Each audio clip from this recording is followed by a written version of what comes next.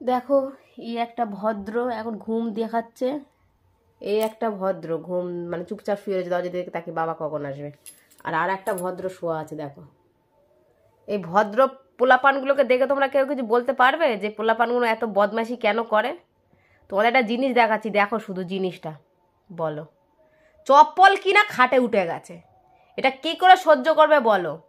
হ্যাঁ, এই চপ্পলটা আমি ঘরে পরে বেড়াই, ঠান্ডা লাগে, আমি শীত গ্রীষ্ম বর্ষা আমি সারাক্ষণ ঘরে চপ্পল পরি। সেই চপ্পল আমি নিচে খুলে রেখে এসেছি, সেই চপ্পল খাটে উঠে গেছে। তোলার মালিক কে জানো? এই দেখো, এখন বলছি বলে দেখো চোখ আর তাকায় না। কিরে, হ্যাঁ মুখ তোল, এই খচ্চর খচ্চর খচ্চর আর মুখ তাকায় না। দেখো, দেখতে পাচ্ছ খচ্চরকে? দেখতে পাচ্ছ তোমরা? হ্যাঁ, এখন কাজলে টিপ টিপ পরে